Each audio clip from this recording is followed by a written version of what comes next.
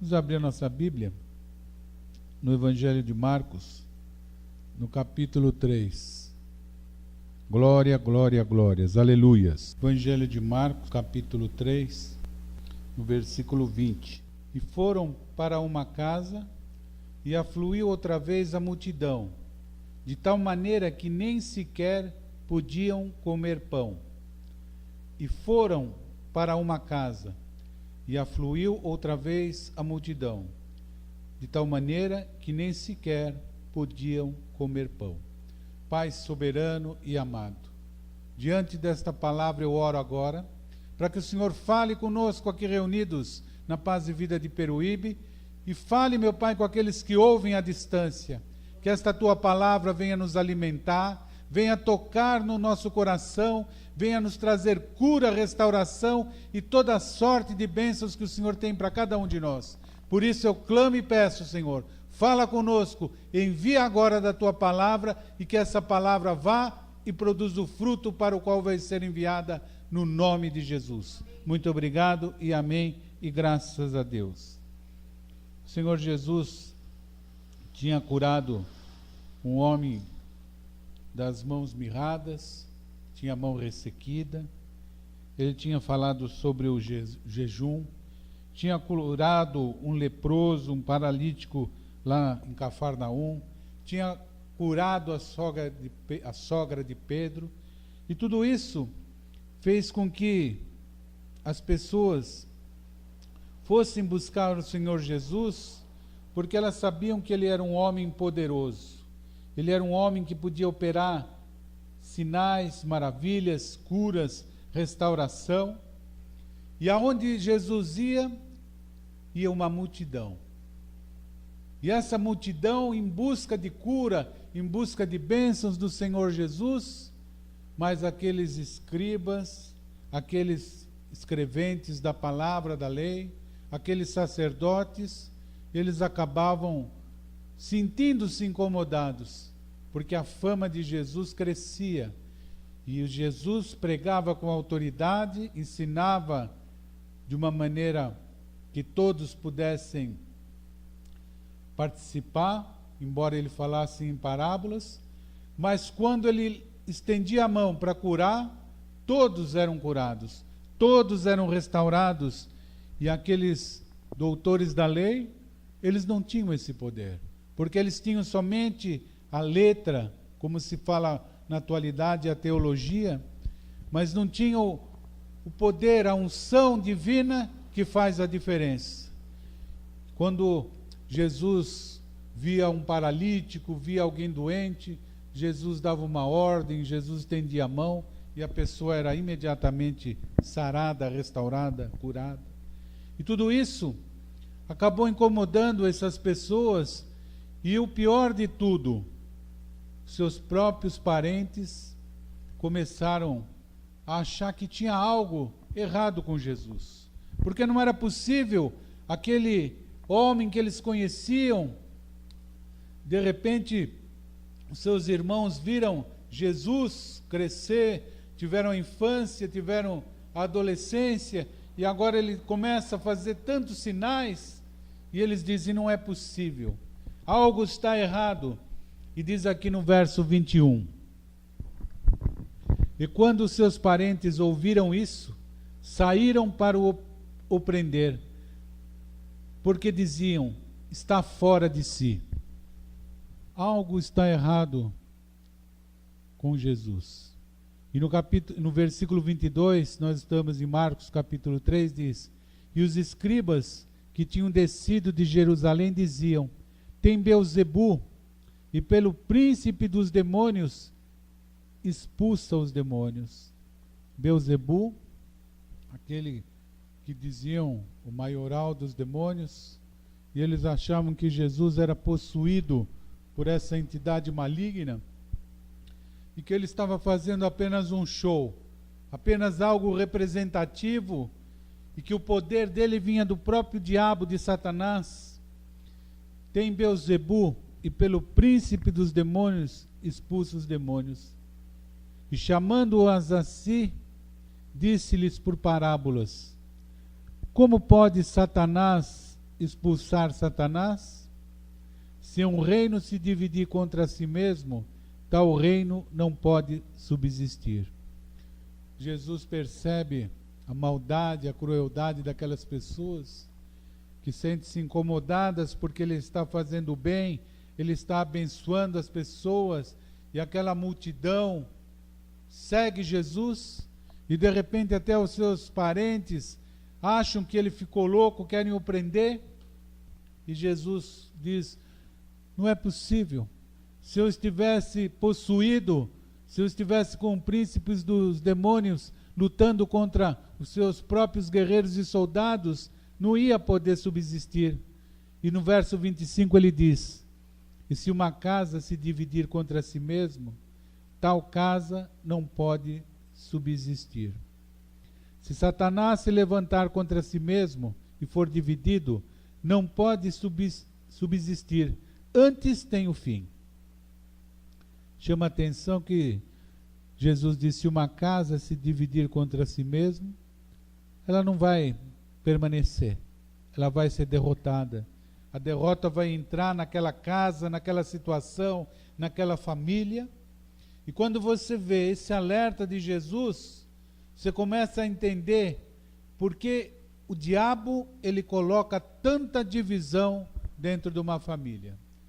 Tanta divisão na vida de um casal, tanta divisão entre irmãos, entre parentes, no emprego entre funcionários, porque no meio da confusão, no meio da divisão, ali ele tem o seu poder.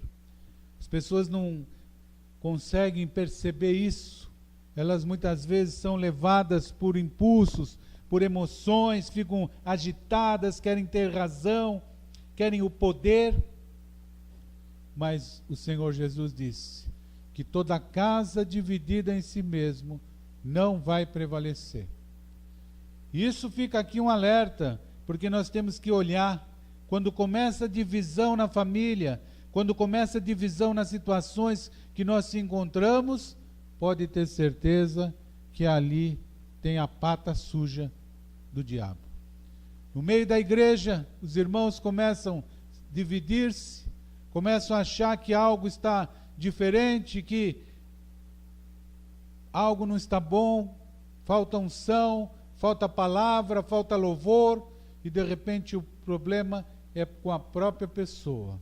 E ela começa a ver o problema dela nos outros, porque assim age o diabo. Ele faz com que as pessoas vejam nos outros aquilo que é o próprio coração dela. Aquilo que é a própria malignidade que habita dentro dela, o diabo coloca aquilo floresce, e a pessoa começa a olhar os companheiros, as pessoas que estão ao lado, as pessoas que andam ao redor dela, e ela começa a pensar mal, começa a acusar, começa a duvidar, porque é o próprio sentimento dela que o diabo faz florescer. Porque dizer que nós somos totalmente bons, nós estaríamos mentindo contra a palavra de Deus.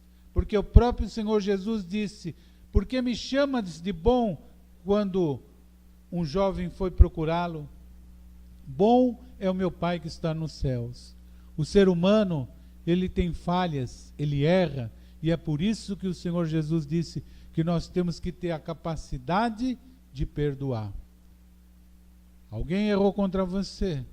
Se você é discípulo de Cristo, você perdoa, você acaba olhando, se compadecendo, você vê que aquela pessoa é a vítima que foi usada pelo próprio inimigo. Mas as pessoas preferem agir somente na base da divisão. Estão procurando a própria derrota. Cuidado, quando houver divisão, quando houver muita confusão, não é de Deus. Versículo 26. Se Satanás se levantar contra si mesmo e for dividido, não pode subsistir, assim tem o fim. Ninguém pode roubar os bens do valente, entrando-lhe em sua casa, se primeiro não manietar o valente, e então roubará a sua casa. Jesus está dizendo: olha, diabo, ele vai ver quem é o líder, quem é o valente, quem é o que seria aquele que tem que dar o exemplo, o guia, o mentor, o nome que você quiser chamar, ou pai de família. E ele vai querer primeiro atingir aquela pessoa. Ele vai atingir a mãe, ele vai atingir o pai, depois vai chegar nos filhos, é divisão, é divórcio, e acaba atingindo a família inteira. Os filhos passam a ser, muitas vezes, vítimas daquela divisão. Crescem de uma maneira rebelde, de uma maneira cheia de revolta no coração. E esse é o objetivo do inimigo, destruir as famílias. E é por isso que Jesus está dizendo, olha, quando eu fiz as curas, os milagres, os sinais e os prodígios, eu fiz pelo poder do meu Pai. Vocês estão dizendo que é o poder do inimigo, que é o poder de Satanás. Vocês estão blasfemando. Isso é um pecado que não tem perdão. É uma blasfêmia contra o Espírito de Deus. Eu faço as coisas por vontade daquele que me enviou. Eu vim para obedecer. Eu estou obedecendo o meu Pai, que é Deus, e vocês estão falando que eu estou agindo pelo poder de Beelzebu? Isso é um pecado que não tem perdão. E ele diz no versículo 28, na verdade vos digo que todos os pecados serão perdoados aos filhos dos homens, e toda sorte de blasfêmias com que blasfemarem.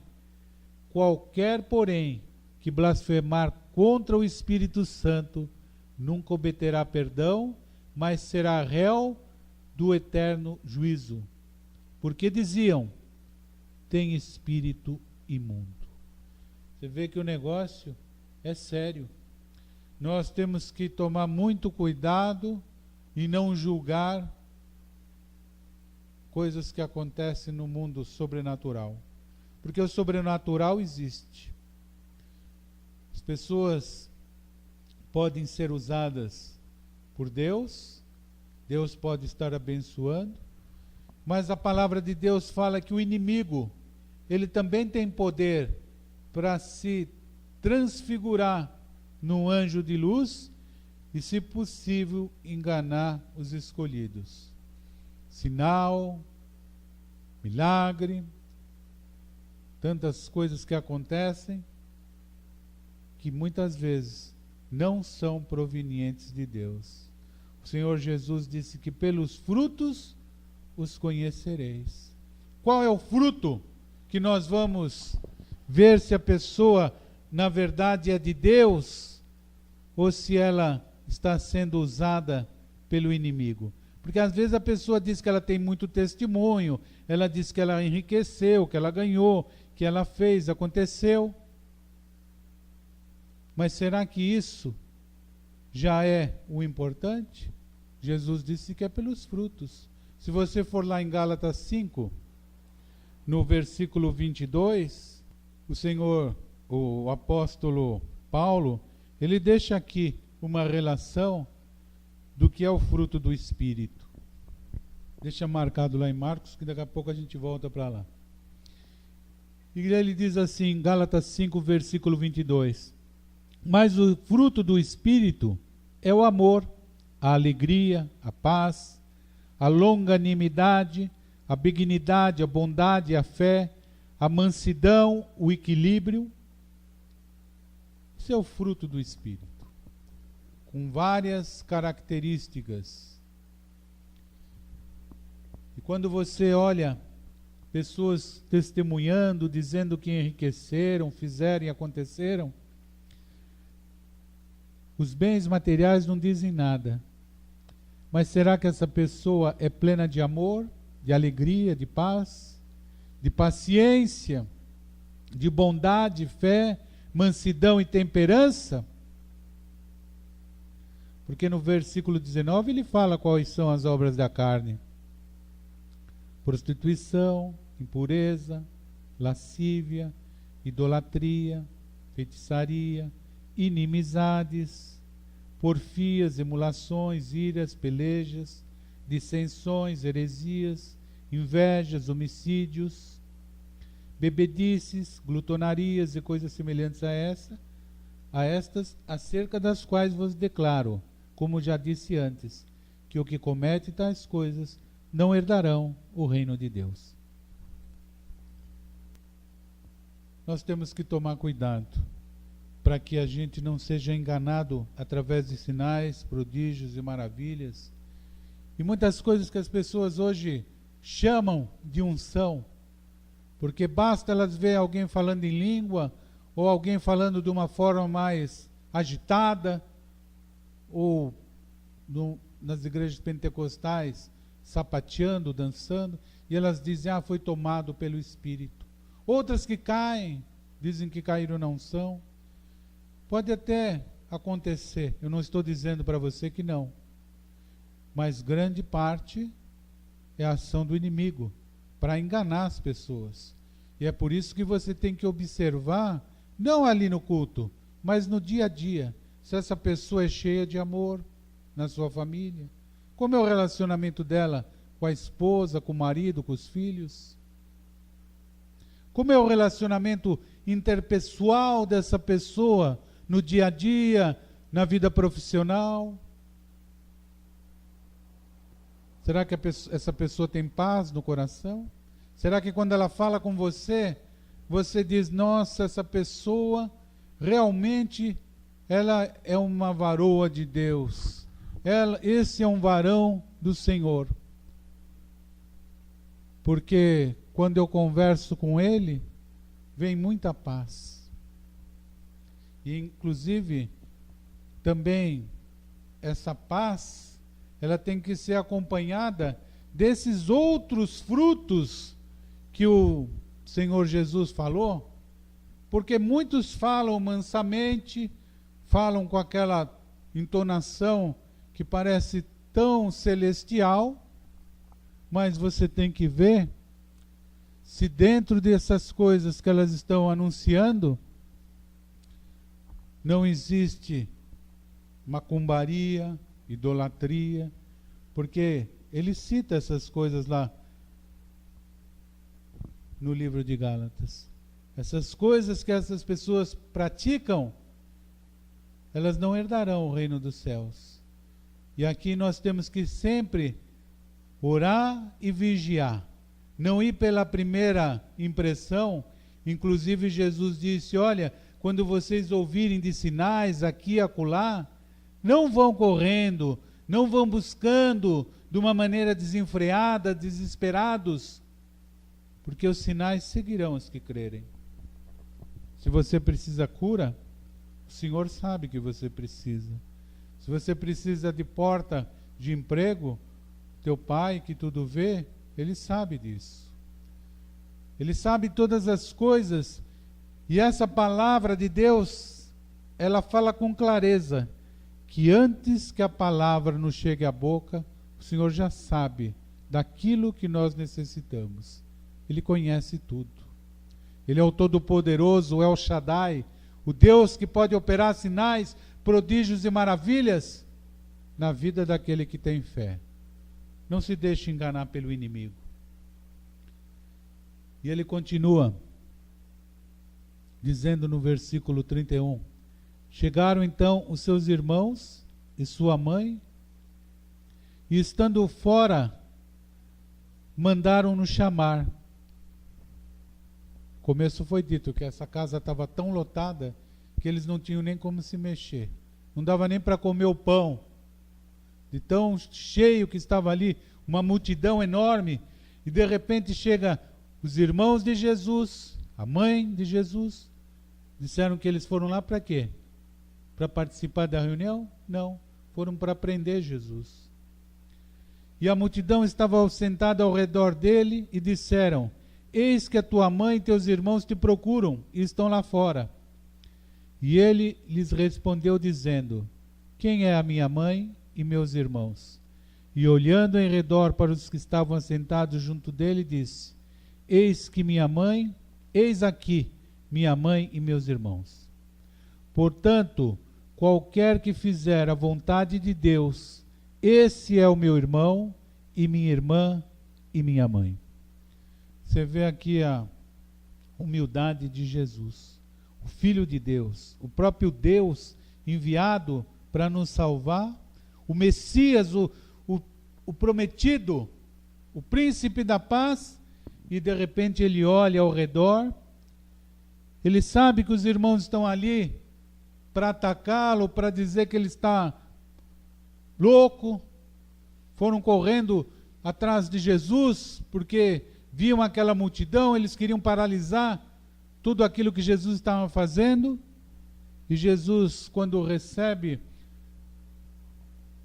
o recado que a mãe está lá fora, os irmãos, eles não conseguem nem entrar na casa, mas Jesus disse: vocês que estão aqui, ouvindo a minha palavra, vocês que obedecem à vontade do meu Pai, vocês são meus irmãos, vocês são a minha família, vocês são as minhas irmãs, vocês são muito mais do que isso, vocês são a minha mãe.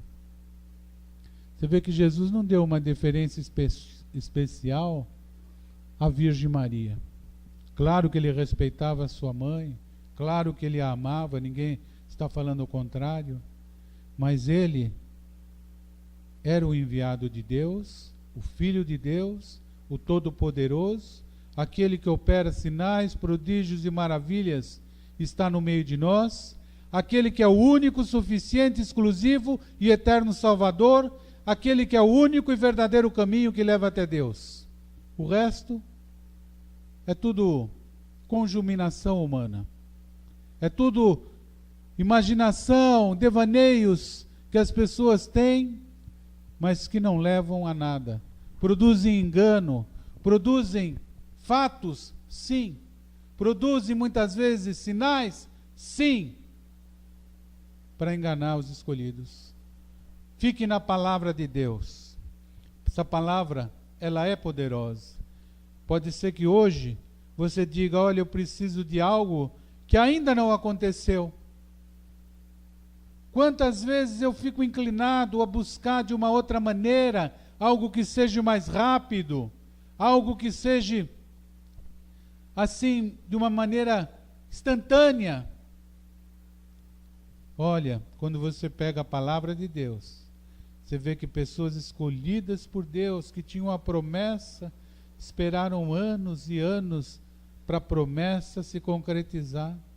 Vê Abraão, vê Davi ungido, garoto como rei, quantos anos ele demorou para tomar posse, o homem escolhido por Deus, o segundo coração de Deus, ou seja, aquele homem que tinha o coração praticamente com as mesmas intenções do que o Senhor, mas não tomou posse de uma hora para outra, porque Deus foi preparando Abraão, Deus provou Abraão através de Isaque, Deus provou Davi através das lutas, da batalha, deu a oportunidade de ele matar Saul, e ele diz: não tocarei no ungido do Senhor. Ele sabia respeitar. Esses que estavam aqui, esses escribas, eles conheciam a teologia, mas não estavam respeitando o ungido de Deus, que era Jesus. Muito pelo contrário, acusando Jesus, dizendo que ele tinha o espírito imundo, blasfemando. E é isso que nós temos que ter muito cuidado. Porque muitas vezes os próprios familiares, eles agem para nos corromper. Eles agem com a boca do inimigo para fazer que a nossa fé balance, ou que nós blasfemamos, porque nós temos que ter posição. Não adianta a casa dividida. E a casa dividida aqui não é a divisão, como muitos pensam, a batalha espiritual entre o bem e o mal, entre os anjos de Deus e os demônios, que estão numa luta constante e frequente. Não.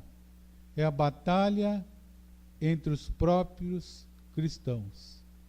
É a batalha entre denominações que querem prevalecer. É a batalha entre aqueles que se dizem ungidos de Deus, porque esses estão se dividindo, esses estão barganhando a palavra de Deus, estão fazendo dela comércio, e aí não subsiste.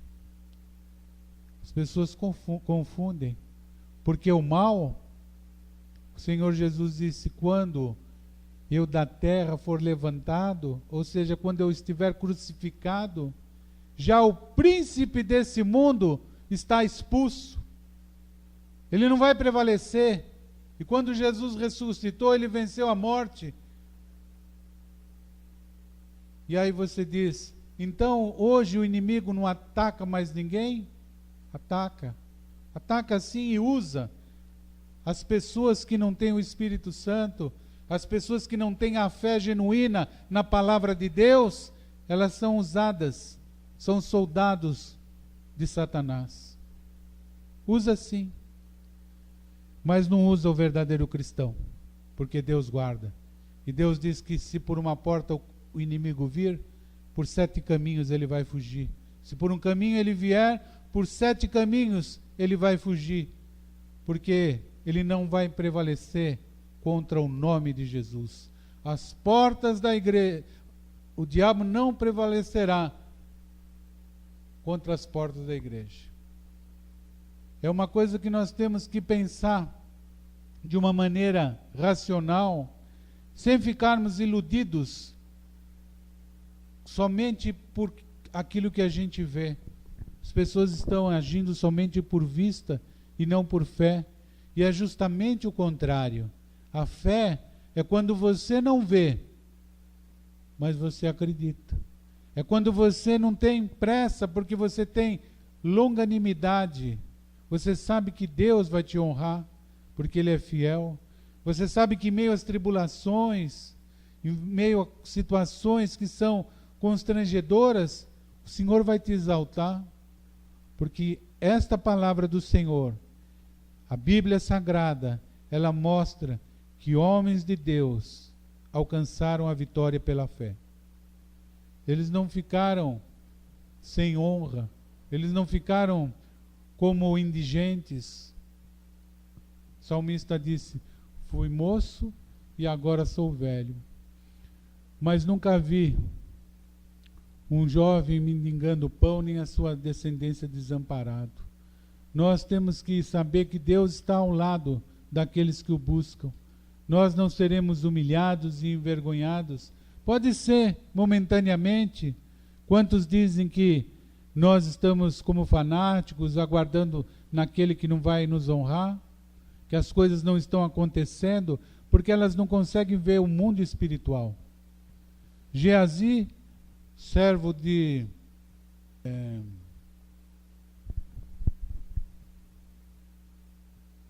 Eliseu, ele não conseguia ver os carros de fogo, as carruagens, as coisas que estavam ao redor. Quando Eliseu ora e ele pede para o Senhor abrir os olhos de Geazi, ele vê os carros de fogo, ele vê anjos, ele vê guerreiros, ele vê o mundo espiritual, porque diz essa palavra que há uma nuvem de testemunhas ao nosso redor. A palavra de Deus diz que há anjos do Senhor ao nosso redor, porque os anjos de Deus se acampam ao lado daqueles que o buscam e temem. Mas as pessoas muitas vezes ficam ansiosas, ficam intolerantes, mas o Senhor tem poder. Continuando aqui em Marcos, no capítulo 5, no verso 1, diz assim: e chegaram à outra margem do mar, a província dos Gadarenos. E saindo ele do barco, lhe saiu logo ao seu encontro dos sepulcros um homem com espírito imundo, o qual tinha sua morada nos sepulcros, e nem ainda com cadeias o podiam alguém prender. Porque tendo sido muitas vezes preso com grilhões e correntes, as correntes foram por ele feitas em pedaços, os grilhões em migalhas, e ninguém podia o amansá-lo. E andava sempre de dia e de noite, clamando pelos montes, pelos sepulcros e ferindo-se com pedras. E quando viu Jesus ao longe, correu e o adorou. E clamando em grande voz, disse: que tenho eu contigo, Jesus, Filho do Deus Altíssimo? Conjuro-te por Deus que não me atormentes. Você vê que o homem possuído pelo espírito do Beelzebul, quando ele vê Jesus, ele pergunta: que tenho eu contigo, Jesus, Filho do Deus Altíssimo? Família de Jesus, os escribas, os sacerdotes, dizendo que Jesus estava possuído pelo espírito de Beelzebul, pelo espírito de Satanás. Mas o próprio Satanás dizendo que tenho eu contigo, Jesus. Ou seja, Jesus é luz. Jesus tem o Espírito Santo. Jesus é diferente. E o próprio demônio sabe quem é de Deus. Essa é a diferença. Porque você recebe a marca do sangue do Cordeiro. Quando o inimigo vê, ele olha para você, ele sabe que ali vai alguém de Deus. Que ali vai um filho de Deus, um filho do Altíssimo. E quando você entrega a tua vida para Jesus, você deixa de ser criatura, passa a ser filho. E é por isso que Jesus disse: já o príncipe desse mundo foi expulso, porque crente, filho de Deus, não vai ficar possesso. O inimigo vai andar ao derredor buscando quem possa tragar, mas ele não vai poder te tocar e nem te ferir, porque Deus cuida de você. As pessoas não entendem isso. É a eterna luta, a eterna batalha, é a batalha espiritual, é a guerra. Jesus venceu tudo isso na cruz por nós. Ele foi crucificado pelo nosso pecado. Hoje nós somos livres para adorá-lo. Hoje a cédula que era contrária a nós, ele riscou naquela cruz e ele nos deu total acesso à sala do Pai. Quando nós oramos em nome de Jesus, a palavra de Deus diz que a nossa oração chega na presença de Deus. Mas as pessoas não entendem isso. Elas sempre querem intermediários, assessores, a batalha, as confusões, as lutas, o sacrifício. Não leem a palavra. E aí esse homem possuído, e aqui é o próprio demônio falando, que tenho eu contigo, Jesus, Filho do Deus Altíssimo, conjuro-te por Deus. Ele está dizendo: eu estou te pedindo por Deus, não me atormentes. Porque ele dizia: sai deste homem, espírito imundo. Jesus estava repreendendo o diabo, e o diabo falando com Jesus: não me atormenta. Deixa eu na minha, eu estou aqui há tantos anos habitando esse corpo, esse coitado que se machuca, que fica agressivo, que quebra as correntes. Eu estou aqui, sabe, usando essa vida, agora vem o Filho de Deus me atormentar, deixa eu na minha. E Jesus pergunta: qual é o teu nome? E ele responde: Legião, porque somos muitos. Você vê que existia mais do que um espírito ali. E rogava-lhe muito que não enviasse para fora daquela província. Ele já tinha dominado tudo. Aquela região, aquela província, o diabo tomava conta. Você vê que ele age também por região, né? Nessa província, e às vezes num lar, às vezes num ambiente de trabalho. Ele diz que a província é dele, que ali já ele dominou. E ele diz: olha, não me tire para fora dessa província. E andava ali pastando no monte uma grande manada de porcos. E todos aqueles demônios lhe pediram, dizendo: manda-nos para aqueles porcos, para que entremos neles. E Jesus logo permitiu. E saindo aqueles espíritos imundos, entraram nos porcos, e a manada se precipitou por um despenhadeiro no mar, e eram quase 2000, e afogou-se nas águas. Você vê quantos demônios estavam ali naquele homem, agindo, atormentando, aterrorizando aquela vila, aquela província lá dos Gadarenos. Ele não atormentava só aquele homem, não, porque ele atormentava todo mundo. Porque o inimigo, ele atormenta todos que estão ao lado dele. Quando ele entra num lar, ele atormenta todos. Ele pode entrar através da bebida, pode entrar através do desemprego, pode entrar através da violência, enfim, muitas maneiras que o diabo age. Pediram para Jesus se podiam entrar nos porcos. Já que não podemos ficar nesse homem, deixa nós ficarmos nos porcos, Jesus. Jesus disse, vai. Só que os porcos ficaram loucos, pularam tudo lá no mar, não suportaram aquela força do inferno. E diz no verso 14, e os que apacentavam os porcos fugiram e o anunciaram na cidade e nos campos, e saíram muitos a ver o que era aquilo que tinha acontecido. A notícia correu. Aonde Jesus ia, a notícia corria, porque ele operava algo sobrenatural. Multidão atrás de Jesus. E foram ter com Jesus, e viram o endemoniado, o que tivera a legião, sentado, vestido, em perfeito juízo, e ficaram amedrontados. E os que aquilo tinham visto, contaram-lhe o que aconteceu, como o endemoniado foi liberto, e sobre os porcos. E começaram então os moradores, dizendo e pedindo e rogando a Jesus, que ele fosse embora daquele território, que ele fosse embora daquela província. Por que que eles preferiram que Jesus fosse embora? Porque os porcos, 2000 porcos, que se precipitaram lá nas águas do oceano, fizeram com que eles tivessem uma perda material. Eles não estavam importando com o endemoniado, se ele quebrava corrente, se ele se machucava, se ele gritava à noite, se ele andava lá no meio das catacumbas. Não estava preocupado com nada. Para eles era a única razão, era que eles eram apacentadores de porcos, criadores de porcos, e aquilo eles criavam para ter lucro. E 2000 porcos era um grande prejuízo. E quando eles falam, esse Jesus já chega nos dando um prejuízo, por causa de um homem só, a gente vai perder 2000 porcos? Melhor se Jesus ir embora. Quantos têm agido assim? Por dinheiro, têm trocado a libertação, por dinheiro têm trocado a salvação.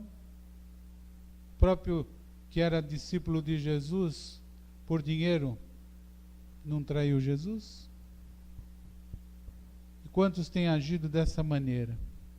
Falam em nome de Jesus, dizem que pregam em nome de Jesus, mas colocam o dinheiro, que Jesus disse que é uma potestade, em primeiro lugar. Só vê cifrão na frente. Só vê verdinha, só vê dólar. Para eles não importa a multidão, não importa o sofrimento, não importa nada. E começaram a rogar-lhe que saísse do seu território, rogar-lhe, dizendo, Jesus, por favor, vai embora, nos deixe em paz. Deixa o gadareno endemoniado, deixa ele vivendo aí como nós já estamos acostumados. Não importa, Jesus, o território, a província é do diabo, que se dane, nós estamos ficando ricos, as pessoas estão comprando os porcos, nós temos dinheiro, isso é o que importa, o resto a gente vê depois. Quantos pensam assim? Só vem o dia atual, não penso no amanhã. E entrando ele no barco, rogava-lhe aquele que fora liberto, que o deixasse estar com ele. Você vê o endemoniado, o ex-endemoniado, ele fica tão feliz, que ele quer ficar junto de Jesus. Ele quer entrar no barco, ele quer se tornar um discípulo de Jesus. Mas Jesus tinha uma função importante para ele. Jesus tinha algo reservado para aquele homem que passou a ser um escolhido de Deus, porque ele foi liberto totalmente. Porque a palavra de Deus diz que aonde habitou o pecado, superabundou a graça do Senhor. Por isso que nós não devemos olhar as pessoas com o dedo em riste julgando quem é pecador, quem é salvo, sabe? Porque muitas vezes a gente pode errar. E essa palavra, as pessoas poderiam dizer, mas esse aqui não é o gadareno, o endemoniado? Agora ele vai falar de Jesus? Não é possível. Essas igrejas de crente é tudo de gente louca, só dá doidinho. O cara não fez teologia, o cara não estudou nada. O cara antigamente ele estava ali no bar da esquina, hoje eu vejo ele arrumadinho com uma Bíblia embaixo do braço. Enganação. Não, você tem que ir num lugar onde o pessoal tem preparo, onde eles estão fardados, com um grande fardamento, estão arrumados, uma pompa, uma cartola. Não dessa maneira. Isso aí, sabe, não é de Deus, não. Quantos pensam assim? Jesus, porém, não lhe permitiu, mas disse: vai para a tua casa, para os teus, e anuncia quão grandes coisas o Senhor te fez e como teve misericórdia de ti. E ele foi e começou a anunciar em Decápolis quão grandes coisas Jesus lhe fizera, e todos se maravilhavam. Se tornou um pregador. Foi pregar em 10 cidades diferentes de Decápolis, anunciando: olha, eu era um endemoniado, possesso, alguém que não tinha esperança, já não me reconhecia, nem sabia quem eu era, mas de repente, um homem chamado Jesus, ele deu uma ordem, e os demônios foram embora, e agora eu estou livre. Agora eu quero falar das maravilhas desse homem chamado Jesus. Agora eu quero falar da misericórdia, da graça de Deus. Vai para a tua casa, para os teus, e anuncia quão grandes coisas o Senhor te fez, e como teve misericórdia de ti. Não é o que nós anunciamos? Que nós éramos errados, pecadores, afastados de Jesus. Não éramos e não somos merecedores de nada, mas de repente Jesus teve compaixão de nós, Ele tocou o nosso coração com o seu amor, Ele olhou com aquele olhar que, embora seja um olhar espiritual e a gente não consiga ver de uma maneira material, mas a gente sabe que há um toque de Jesus dentro de nós. Porque quando a gente recebe algo que a gente pediu, quando nós recebemos uma bênção, a gente sente que aquilo veio de Deus, que aquilo veio do Pai, que se compadeceu de nós, que ouviu a nossa petição, os nossos pedidos, a nossa oração, porque Ele é bom. Isso vem de Deus, é uma dádiva, porque o próprio Senhor Jesus disse a Pedro: quem essa multidão diz que eu sou? E uns diziam: é Elias, é um profeta. De repente Simão Pedro olha para Jesus e diz: não, tu és o Cristo, o Filho de Deus. Os demônios reconheceram Jesus. Que tenho eu contigo, Jesus, ó Filho do Altíssimo. Todos conseguem reconhecer Jesus. O Todo-Poderoso, Ele não passa em algum lugar sem que algo aconteça.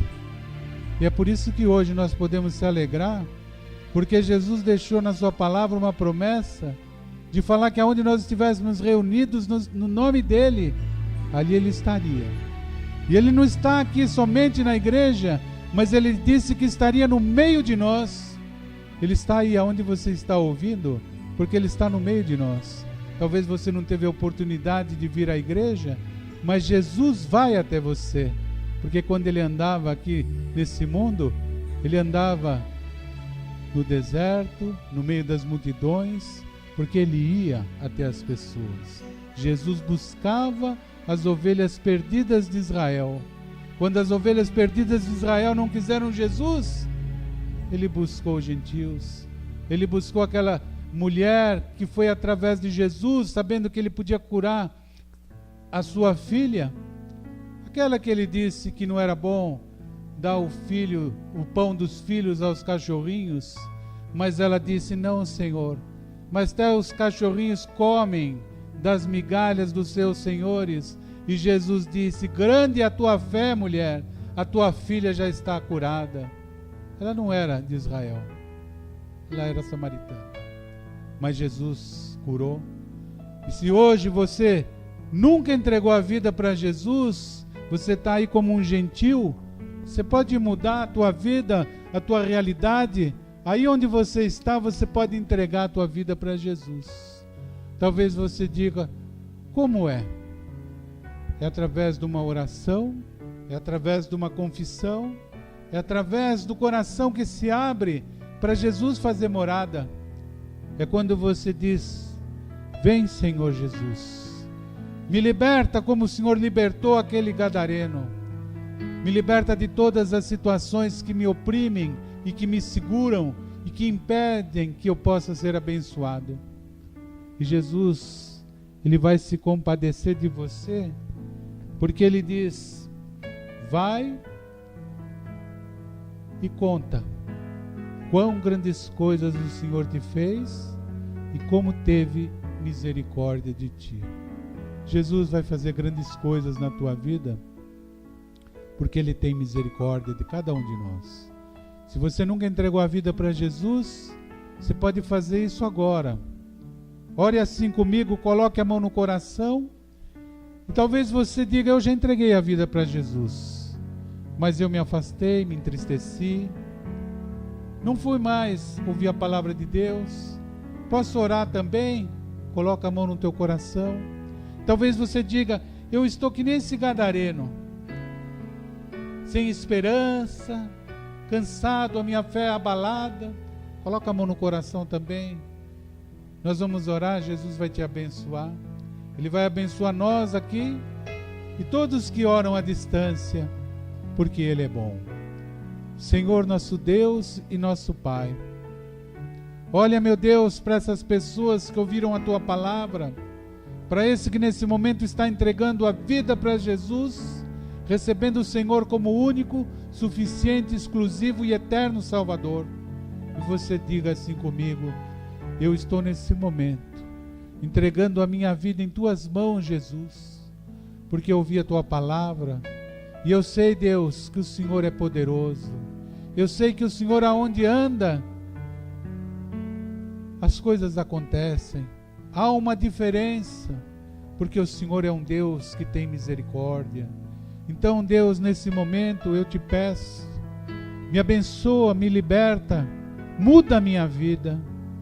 Pai querido, Pai poderoso, olha, Senhor, para nós aqui presentes, e assim como o Senhor fez, meu Pai, com esse homem possesso, com esse gadareno, traz a libertação ao nosso coração. Liberta, meu Deus, de toda a opressão, de tudo aquilo que nos aflige, de toda a incredulidade, de toda a enfermidade. Pai soberano, olha para essas vidas que oram à distância. Pai amado, nós queremos ser unidos numa única fé. Queremos todos proclamar a uma só voz que o Senhor é o grande e poderoso Deus. Que Jesus, o próprio Deus, o Filho do Altíssimo, nos abençoou. Por isso nós clamamos e suplicamos: nos abençoe agora, Deus. Ajuda, Senhor, o Teu povo nesse momento. Ajuda esse que está nesse momento entregando a vida para Jesus. E fortalece, meu Pai, nós que já andamos no Teu caminho, mas que quantas vezes tropeçamos, quantas vezes andamos somente por impulso, não andamos pelo Espírito, mas pela carne. Mas é por isso que eu te peço, Senhor, tem misericórdia de nós. Continua ao nosso lado, Deus. Estende as tuas mãos sobre nós agora, Jesus, e age com sinais e maravilhas.